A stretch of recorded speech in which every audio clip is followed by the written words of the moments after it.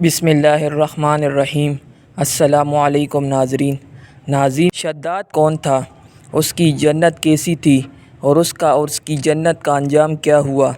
شداد اور قوم عاد کے بارے میں اللہ رب العزت نے قرآن مجید فرقان حمید میں کیا ارشاد فرمایا؟ وہ کون سے صحابی رسول تھے جو اللہ کے حکم سے کئی صدیاں گزر جانے کے بعد شداد کی جنت میں داخل ہوئے تھے؟ یہی ہماری آج کی ویڈیو کا موضوع ہوگا، اور آج ہم آپ کو یہ بھی بتائیں گے کہ شداد کی جنت اس وقت کہاں ملی ہے۔ مگر ویڈیو کو شروع کرنے سے پہلے آپ سے گزارش ہے کہ ویڈیو کے ساتھ جڑے رہیے اور ویڈیو کو آخر تک ضرور دیکھیے۔ ناظرین، احقاف قوم عاد کا مسکن تھا۔ عربی میں ریت کے لمبے اور اونچے ٹیلوں کو حقف کہا جاتا ہے۔ احقاف حقف کی جمع ہے اور یوں اس کا مطلب ہوتا ہے ریت کے اونچے اور لمبے ٹیلوں کی زمین۔ یہ علاقہ یمن اور عمان کے درمیان بکھرا ہوا تھا۔ قوم عاد یہاں 8,500 سال قبل آباد تھی۔ ناظرین، قرآن مجید فرقان حمید میں ایک سورت کا نام بھی سورہ احقاف ہے۔ اللہ رب العزت نے انہیں سرسبز کھیتیاں بھی دے رکھی تھی، جانور بھی، پانی بھی اور وافر خوراک بھی۔ نعمتوں کی اس فراوانی نے انہیں بھٹکا دیا۔ وہ اللہ کے باغی ہو گئے۔ ہدایت کے لیے حضرت ہود علیہ السلام کو بھجوایا گیا۔ وہ انہیں تبلیغ کرنے لگے، لیکن عاد ان کا مذاق اڑانے لگے۔ وہ شرک سے پیچھے ہٹنے کے لیے راضی نہ ہوئے۔ شداد اس قوم کا بادشاہ تھا۔ یہ 2 بھائی تھے، شدید اور شداد۔ شدید پہلے بادشاہ بنا۔ وہ فوت ہوا تو شداد نے اقتدار سنبھال لیا۔ وہ ایک وسیع سلطنت کا حکمران تھا۔ حکومت یمن سے عراق اور بعض روایات کے مطابق ایران تک پھیلی تھی۔ حضرت ہود علیہ السلام نے اسے بھی سمجھانے کی کوشش کی، لیکن اس کا دل بھی بند تھا۔ دونوں کے درمیان مکالمہ ہوا۔ شداد نے حضرت ہود علیہ السلام سے پوچھا، میں اگر ایمان لے آؤں تو مجھے کیا فائدہ ہوگا؟ حضرت ہود علیہ السلام نے فرمایا، تم پر جنت حلال ہو جائے گی۔ شداد نے پوچھا، جنت کیا ہے؟ حضرت ہود علیہ السلام نے اسے جنت کا نقشہ بتایا۔ شداد نے دعویٰ کر دیا کہ یہ کیا بڑی بات ہے، میں بھی ایسی جنت بنا سکتا ہوں۔ حضرت ہود علیہ السلام نے اسے اس کفر اور اس شرک سے روکنے کی کوشش کی، لیکن وہ باز نہ آیا۔ اس نے سلطنت کے تمام بڑے معمار اکٹھے کیے اور احقاف میں ارم کے مقام پر 20 کوس لمبی اور چوڑی جنت بنوانی شروع کر دی۔ جنت میں سونے اور چاندی کی اینٹیں بھی لگائی گئی اور جواہرات بھی لٹکائے گئے۔ اس نے شہد، دودھ اور پانی کی نہریں بھی رواں کر دی اور دنیا جہان کے درخت، پودے اور پھول بھی لگوا دیے۔ قوم عاد بلند ستونوں پر محلات بنانے کی ماہر تھی۔ شداد کی ارم یعنی جنت میں یہ فن عروج پر تھا۔ ریت کے ٹیلوں کے درمیان بلند ستون تھے اور ان ستونوں پر سونے اور چاندی کی عمارتیں کھڑی تھیں۔ شداد نے فیصلہ کیا تھا وہ جنت کی تکمیل کے بعد اس میں قدم رکھے گا۔ معماروں نے جب اسے جنت کی تکمیل کی اطلاع دے دی تو وہ تیار ہوا، اپنی فوج لی اور جنت کی انسپیکشن کے لیے نکل کھڑا ہوا۔ وہ جنت کے دروازے پر پہنچا، گھوڑے سے نیچے اترنے لگا۔ جیسے ہی گھوڑے سے نیچے اترنے لگا، ابھی اس کا ایک پاؤں زمین اور دوسرا گھوڑے کی رکاب پر تھا کہ ملک الموت آ گیا۔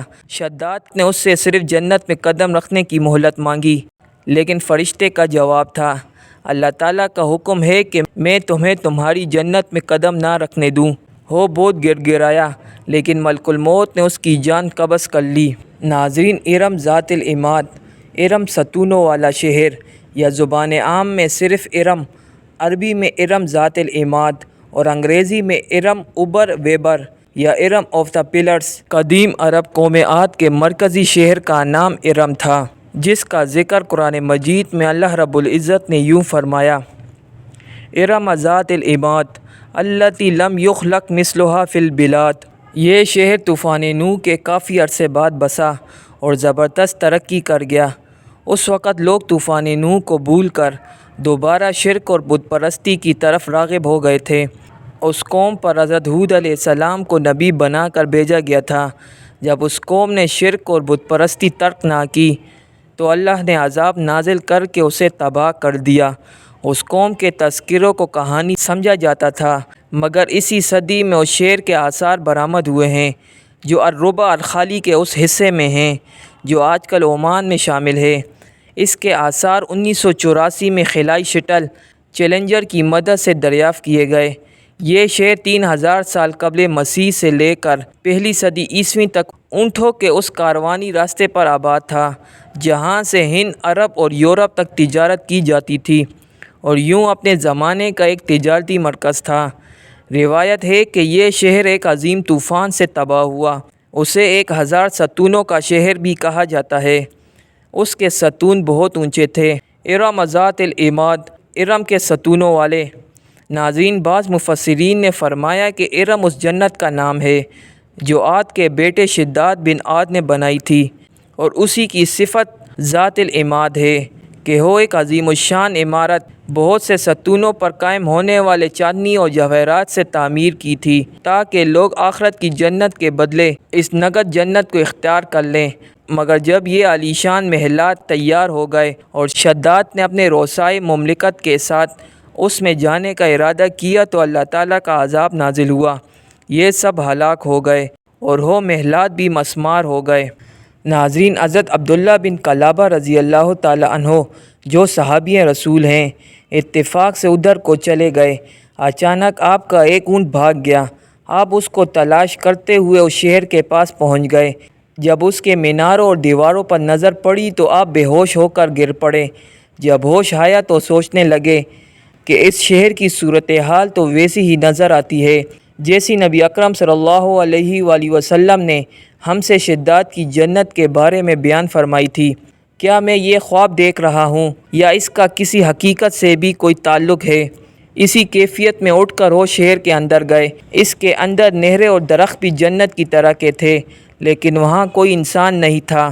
آپ نے وہاں پڑے ہوئے کچھ جواہرات اٹھائے اور واپس چل دیے۔ وہاں سے وہ سیدھے اس وقت کے دارالخلافہ دمشق میں پہنچے۔